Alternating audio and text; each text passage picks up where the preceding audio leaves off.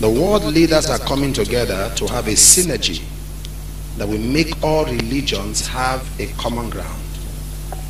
And the Pope is part of it. America is their target, but the president is their obstacle. America should not joke with the next election, because they always submit, they always support the opponent of the current president. Before I go further, let me say this. The Lord gave me a prophecy last year or so, or 2 years ago, that Trump will not be re-elected. And I was worried. Said it.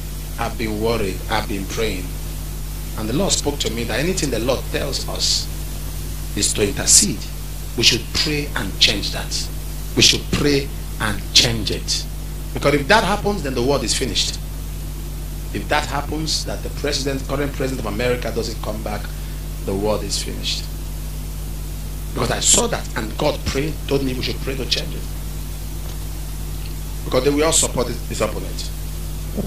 The opponent is not the issue, but his running mate is. The running mate is a lady, and if the opponent wins, the opponent will be impeached for the lady to take over and fulfill the new world order. Their current agenda is to humiliate him. They have succeeded in making him mockery in America, while they are now free from it. But the prayers of the saint will reverse it, and America will be healed. All believers must lift up their voice against the spirit of the new world order and scatter the agenda of the Antichrist. They will come up with a new currency to unify the world and solidify control. Purify your body of any sin, because they target your body. They have tried this and it has worked. By June to August, different agenda to unify the world will begin. Kuwait, Malaysia, Egypt, Singapore, Hong Kong, Gabon, Thailand, Madagascar, Saudi Arabia, America, Maryland, Baltimore especially, need special prayers. If the church can pray using Jeremiah 17:14, heal me, O Lord, I will be healed. Matthew 17:20, this kind goeth not except by fasting and prayer. The Antichrist will not overcome the church. If the church rise up in fasting, purity, and unity, God will prove he is still on the throne.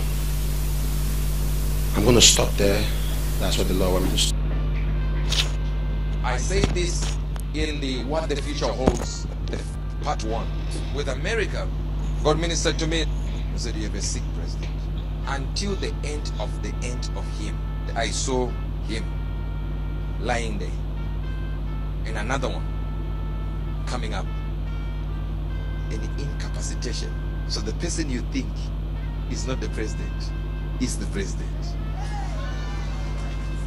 I saw him lying there. And another one coming up. And I saw even in America the incapacitation of the president. I saw the White House open and people were entering there wearing white coats. It seems as if they were working on a president. And I saw it written, for there shall be a hey, let's go. Oh yeah. Says there shall be a dash who shall speak for the beast. What was said in that message was, there shall be a harlot who shall speak on behalf of the beast. This is something you don't want to hear, especially if you support some other part. No, I support doctrine. God is not a card-carrying member of a political party. He's a card-carrying member of his statutes, rules, and regulations. It says, a woman would speak for the men. For there shall be an incapacitation. He said, that you which you think is the vice president is the president. I saw him lying there, and another one coming up.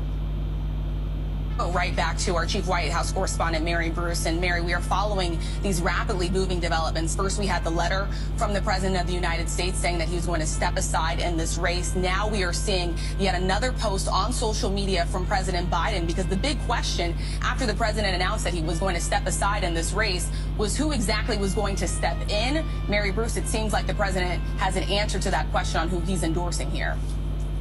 Rachel, the president, in a tweet just announcing that he is offering his full support and endorsement for Kamala Harris to be the nominee of the party. I want to read this full message from him. He says, "My fellow Democrats, I've decided not to accept the nomination to focus all my energies on my duties as president for the remainder of my term." He says, "My very first decision as the party nominee in 2020 was to pick Kamala Harris as my vice president, and it's been the best decision I've made." He says, "Today I want to offer my full support and endorsement for Kamala to be the nominee of our party this year." Powered by the Holy Spirit.